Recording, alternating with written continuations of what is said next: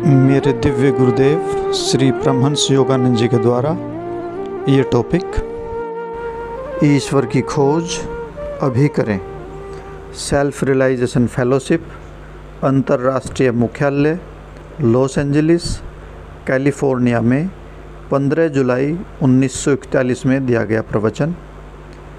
Book name मानव की निरंतर खोज, पेज नंबर 485। 485। ईश्वर साक्षात्कार केवल योगी के अत्यधिक प्रयास और ईश्वर की कृपा से प्राप्त होता है।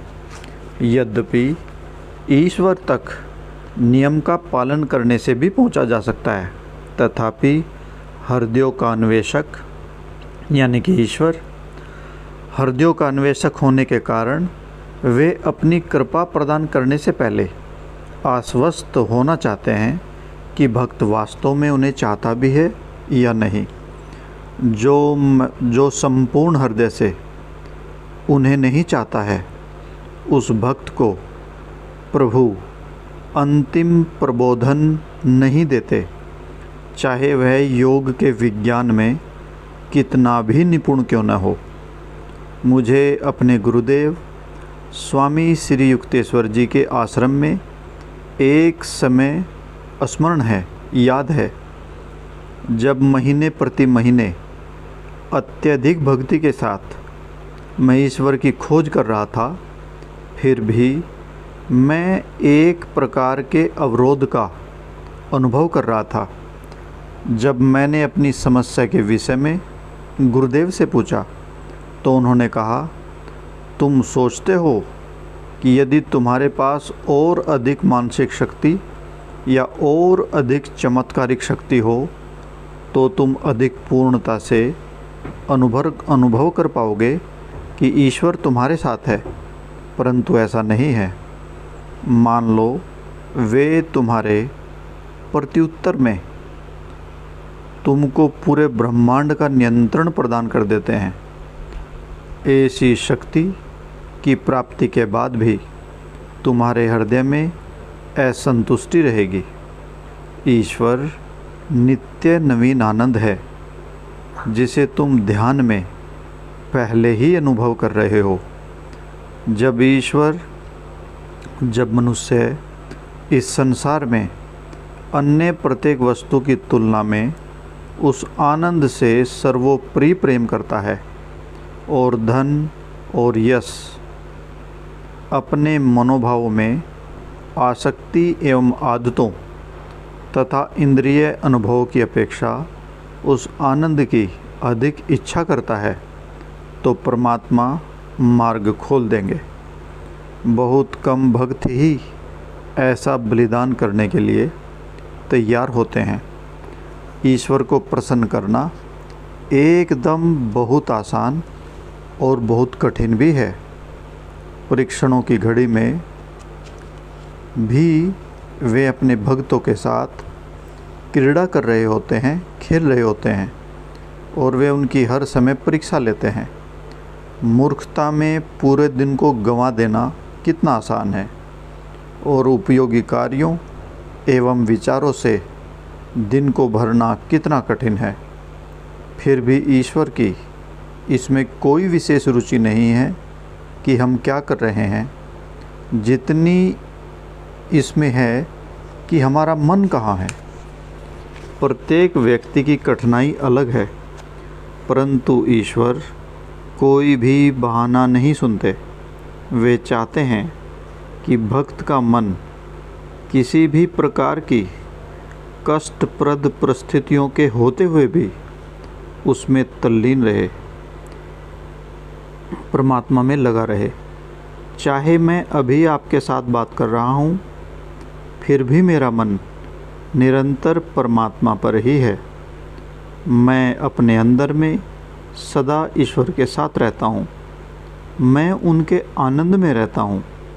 उस आनंद के अतिरिक्त किसी और वस्तु से प्रेम न करने और उसकी इच्छा न करके मैं पाता हूँ कि ईश्वर प्राप्ति की सभी बाधाएं मेरे सामने से हट जाती हैं। यह घोषणा मिथ्या नहीं है, यह सत्य है। परंतु जब तक प्रभु भक्त के संपूर्ण प्रेम को प्राप्त नहीं कर लेते, वे नहीं आएंगे। कभी कभी ऐसा लगेगा कि उन्होंने हमें त्याग दिया है, परंतु ऐसी परीक्षाएं अनिवार्य हैं। यदि हम दृढ़ निश्चयी होकर अपनी खोज छोड़ते नहीं हैं, तो ईश्वर हमें अपना समझकर स्वीकार कर लेते हैं। सांसारिक इच्छाओं में सदा एक अनिश्चितता रहती है। कुछ लोग धन कमाने के लिए जी जान से वर्षों तक प्रयास करते हैं, परंतु असफल रहते हैं। लेकिन आध्यात्मिक पथ पर कोई भी पूर्ण हृदय से प्रयास करने वाला भक्त कभी भी असफल नहीं रहता। उसका परिश्रम कभी भी व्यर्थ बेकार नहीं जाता। निरंतर अभ्यास ही आध्यात्मिक सफलता का संपूर्ण जादू है। ईश्वर अनुभूति का सबसे बड़ा शत्रु शरीर है। यह बहुत शीघ्र थक जाता है और प्रयास करना छोड़ देता है। एक सच्चा भक्त अपने प्रयास में ढील कदापि नहीं करता और न ही शरीर की प्रधानता को स्वीकार करता है। निरंतर सतर्कता की आवश्यकता है। प्रतिकूल प्रतीत होने वाली समस्त संभावनाओं के विपरीत हमें विश्वास रखना चाहिए कि प्रभु आएंगे। यहाँ तक कि एक संशयवादी भी जो सोचता है कि ईश्वर के अस्तित्व की संभावना नहीं है, यदि ईश्वर की खोज का निरंतर प्रयास करता है, तो अंततः आखिर में वह प्रभु को प्राप्त कर ही लेगा, चाहे ईश्वर उत्तर देते हुए प्रतीत भी न होते हों।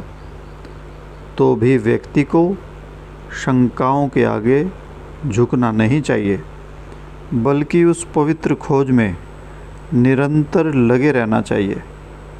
निरंतर अभ्यास करते रहना ही आध्यात्मिक सफलता का संपूर्ण जादू है। यदि प्रभु आसानी से और स्पष्ट रूप से दिव्य प्रबोधन के लिए भक्तों की प्रार्थनाओं के उत्तर दे देते, तो सभी लोग उन्हें तुरंत खोज लेते। उनके प्रेम के लिए नहीं, बल्कि असीम उपहारों के लिए। यह संसार प्रभु की एक नाटकशाला है। यह उनके जटिल नाटक का एक अंग है कि उन्होंने अपनी उपस्थिति की खोज को बहुत कठिन बना दिया है। क्योंकि खोज आसान नहीं है, इसलिए हम भूल जाते हैं और हमें भूल जाने की प्रवृत्ति होती है। यहाँ तक कि हम अपने प्रियजनों को रहस्य में अज्ञात में जाते हुए देखकर भी, मृत्यु में जाते देखकर भी अपने प्रस्थान के विषय में गंभीरता से नहीं सोचते कि हमें भी जाना पड़ेगा। मनुष्य को ईश्वर की खोज के महत्व को अनुभव करने के लिए मृत्यु के आगमन की प्रतीक्षा नहीं करनी चाहिए। यह प्रत्येक मनुष्य का सर्वोच्च एवं तात्कालिक कर्तव्य है।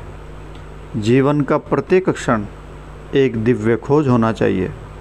हमारे हृदयों में ज्वलंत प्रश्न होना चाहिए कि हे प्रभु, मैं आपको कब प्राप्त करूंगा। चाहे कुछ भी हो जाए, अपनी महत्वपूर्ण खोज को कभी भी न छोड़ें। मान लें कोई व्यक्ति ध्यान के लिए बैठता है और उसके मित्र आ जाते हैं। वह ध्यान की अवधि को छोटा करने के अतिरिक्त और कुछ नहीं कर सकता। फिर भी वह अपना मन ईश्वर पर केंद्रित रख सकता है। चाहे आप किसी भी प्रकार के कार्य में व्यस्त हों, आपको अंदर में अपना ध्यान ईश्वर पर रखना चाहिए। वे हमारे लिए इतने अधिक आवश्यक है। अभी से व्यस्त हो जाएं, समय गुजर रहा है और एक दिन भयंकर अनुभूति हो जाएगी कि जीवन अक्षण भर में चला गया और प्रभु हमें अभी भी नहीं मिले। ईश्वर का ध्यान करने के प्रयास के बिना एक भी दिन गुजरे न। शीघ्र ही आश्चर्यजनक रूप से थोड़े से ही प्रयास की आवश्यकता रह जाएगी। उस भक्त को महान प्रसन्नता प्राप्त होती है जो इस प्रयास में दृढ़ निश्चयी रहता है। अदम्य उत्साह के बिना कुछ भी प्राप्त नहीं किया जा सकता। भगवत गीता आध्यात्मिक पथ पर शारीरिक संवेदनाओं से ऊपर उठने का महत्व पर शिक्षा देती है, जोर देती है। बाह्य परिवेश के साथ इंद्रियों के संपर्क से सर्दी और गर्मी, सुख और दुख की संवेदनाएं और अन्य विपरीत परिस्थितियां उत्पन्न होती हैं। सामान्य व्यक्ति इन संवेदनाओं से आसानी से प्रभावित हो जाता है, परंतु भगवत गीता सिखाती है कि व्यक्ति को इनके प्रति तटस्थ रहना चाहिए। न इनसे घबराना चाहिए, न इनसे खुश रहना चाहिए। यह परामर्श उतावला बनाने के लिए नहीं है। यदि योगी पाता है कि सर्दी और गर्मी की संवेदनाओं को सहन करना अत्यधिक कठिन है, तो उसे अंतर में अपने मन के अंदर प्रभावित हुए बिना बाहरी उपायों को अपना लेना चाहिए। जो मानसिक तटस्थता का अभ्यास कर सकता है वह एक संत बनने की राह पर है। जो परिवर्तनशील इंद्रियाई अनुभवों से प्रभावित हुए बिना शरीर रूपी मंदिर में रहता है, दुख और सुख, सर्दी और गर्मी इत्यादि में संभाव में रहता है, वह मनुष्यों में एक सच्चा राजा बन जाता है। अपरिवर्तनशीलता को प्राप्त करके वह अपरिवर्तनीय परमात्मा के साथ एक हो जाता है। सभी लोग मेरे गुरु के आश्रम में आध्यात्मिक प्रशिक्षण के लिए आते थे। उन्हें इसी का अनुशासन दिया जाता था। पूर्व और पश्चिम के महत्वाकांक्षी योगी को इसी प्रकार संसार को अनुशासित करना चाहिए। उसे शरीर के प्रति अत्यधिक आडंबर से बचना चाहिए।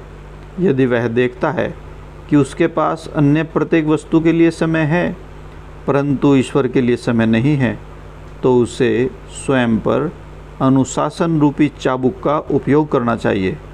भयभीत क्यों होते हैं? इसमें लाभ ही लाभ है। यदि मनुष्य अपनी मुक्ति के लिए स्वयं पुकार और संघर्ष नहीं करेगा तो क्या कोई अन्य इसके लिए करेगा? ईश्वर अनुभूति की अवस्था तक पहुंचना अत्यधिक कठिन है। किसी व्यक्ति को स्वयं मूर्ख नहीं बनना चाहिए और नहीं यह सोचना चाहिए कि यह अन्य कोई व्यक्ति उसे प्रदान कर सकता है। जब कभी भी मैं मानसिक गतिरोध की अवस्था में घिर जाता था तो मेरे गुरु मेरे लिए कुछ भी नहीं कर पाते थे, परंतु वे जो भी कार्य करने के लिए मुझे देते थे उसे प्रसन्नतापूर्वक करते हुए उनसे अंतर संपर्क रखने के लिए प्रयत्न करना मैंने कभी भी नहीं छोड़ा। मैं उनके पास ईश्वर अनुभूति के लिए आया हूँ, मैं ये तर्क करता था और मुझे उनका परामर्श अवश्य सुनना चाहिए। उनके आश्रम में हम युवा शिष्य सदा खाना पकाने में ही व्यस्त रहते थे और ध्यान न करने के और भी अनेक बहाने थे। यद्यपि मैं अपने घर की अपेक्षा वहाँ अधिक कार्य करता था, फिर भी मैंने पाया कि आश्रम का वातावरण आध्यात्मिक रूप से मेरे लिए सहायक था। जय गुरु जी।